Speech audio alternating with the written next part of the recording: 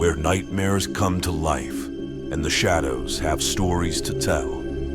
If you're brave enough to stick around, hit that subscribe button and turn on notifications, because you never know when the next story will creep up on you. Now, settle in, turn down the lights, and get ready for a journey into the unknown. This is Campfire, where fear has a voice.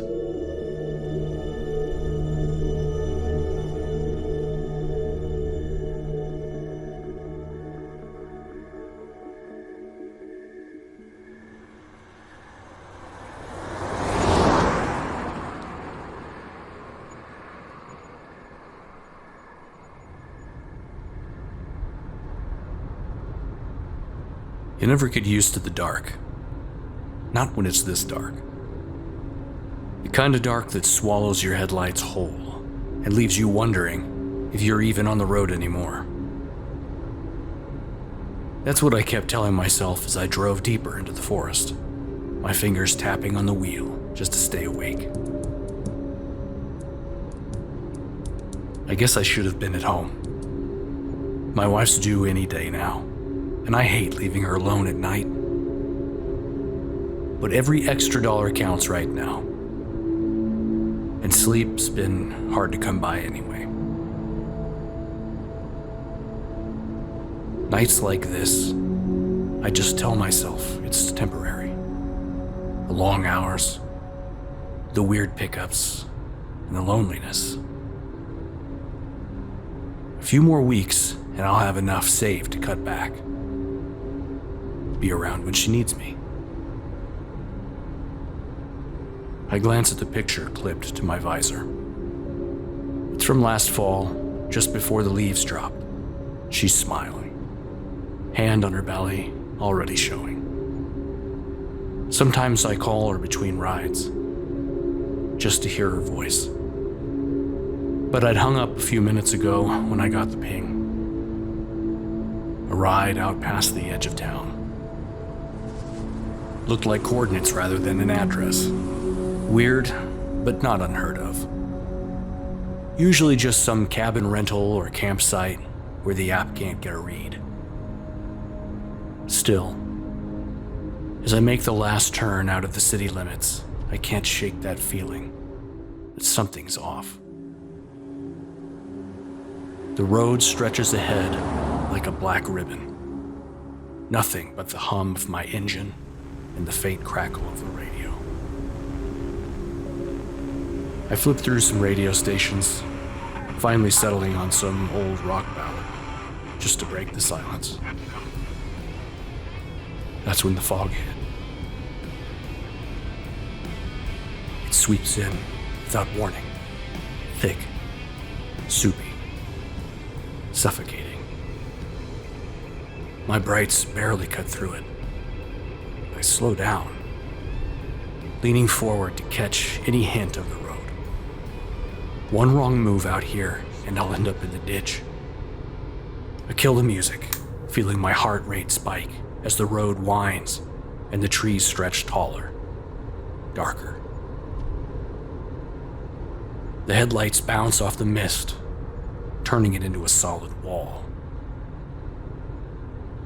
I check my phone for an ETA. Just another mile or so. I've been at this long enough to know to trust my gut, but I can't help it. Maybe it's just being this far out in the middle of nowhere, or the way that the fog thickens like something alive. Then I see him. He's just standing there, right in the middle of the road. I hit the brakes so hard that the car skids to a stop, and I'm thrown forward, breath caught in my throat. The headlights pin him like a moth. Skinny guy, maybe mid-40s, wearing an old suit and a fedora. The kind my grandpa used to wear. His face is in the shadows, the brim casting a long, unnatural line across his features. I don't move. Neither does he. My hand trembles as I roll down the passenger window. Did you call for a rideshare? I ask, forcing my voice steady. The man tilts his head, slow and deliberate. I have the pin, He says, his voice soft, almost mechanical. He steps closer, but his face stays hidden, just a dark blur beneath the hat. I stammer. What's the pin? He recites it. 3, 1, 5, 7. It's right. I nod, trying to take a breath. Hop in. He doesn't rush, just walks around and slides into the back seat, passenger side. I glance in the mirror, but he's hunched forward, hat low, hands folded in his lap. I can't make out his face, and something about that just makes me sick. I pull away from the spot, my heart is pounding, trying to play it cool. We're back on the road, but my hands are damp on the wheel. I flick the radio back on. The signal's gone, just static. I leave it like that. I'm not sure why. Maybe it's better than silence. I've had weird passengers before. Drunks, angry breakups, a guy who wouldn't stop singing. But this is different. He doesn't move, doesn't shift, doesn't even clear his throat. He just sits there, statue still, like he's a part of the car.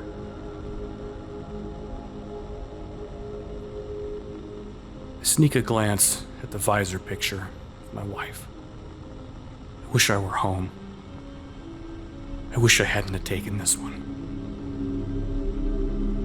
Fog starts to thin after a while, but it's still pitch black. I don't know how long I've been driving, maybe 20 minutes, maybe an hour. The guy is still frozen back there, and I try not to think about how wrong this all feels. I tell myself he's just some eccentric old dude, maybe a reenactor or an actor coming home from a gig. But none of that tracks. I shouldn't have taken this ride. I know that now. Finally, the app chimes.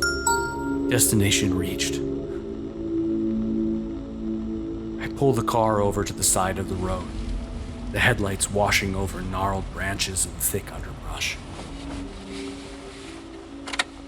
I look down at my phone to double-check the map. It's definitely the spot, even though it looks like nothing but wilderness. I glance over my shoulder at the guy.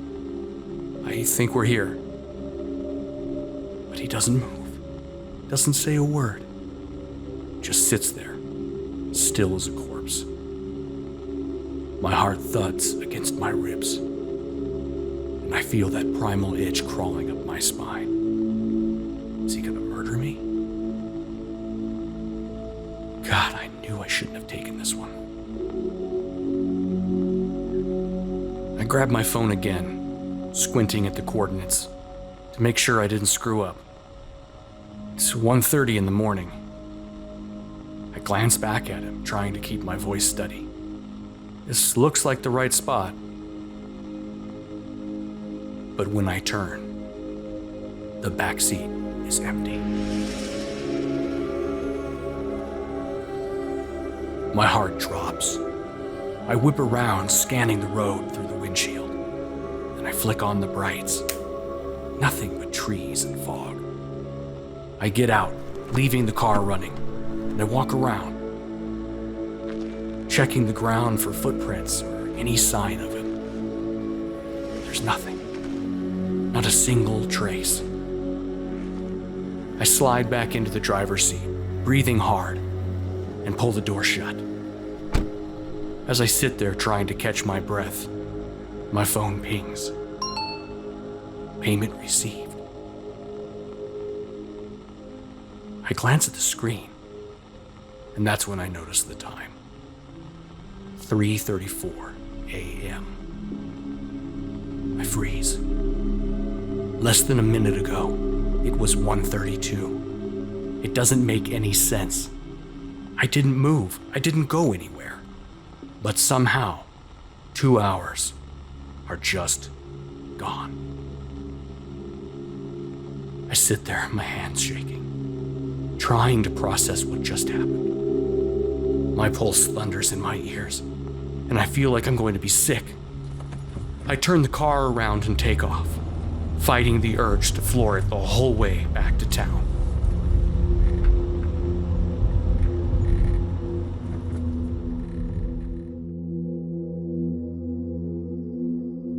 A couple of weeks later, my wife gave birth to a baby boy. I couldn't have been happier. He's perfect, healthy, and looks just like his mom. We named him Benjamin. Things worked out just like I had hoped. Enough money saved up to take some time off and be there for the both of them. I hold him every night, and when I look at his tiny face, all the stress and sleepless nights feel worth it. But sometimes, when it's late and the house is quiet, I can't help but think about that night. I lie awake listening to the soft hum of the baby monitor and try to make sense of it. I tell myself it was just exhaustion messing with my head, or maybe a glitch in the app. But I know that's not true. Deep down, I know something happened out there. Something I can't explain. No matter how many times I replay it in my head, I always come back to that same uneasy feeling. That I wasn't just lost that night. I was somewhere I shouldn't have been. And whatever was out there, it noticed me. They say that there are places where the world bends and breaks, and you can't trust your own senses.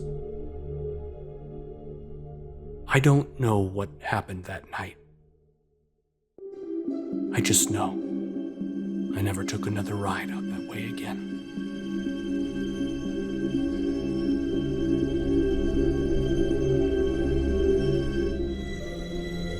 If tonight's story left you with a lingering chill, make sure to like, subscribe, and share it with someone you know who loves a good thrill.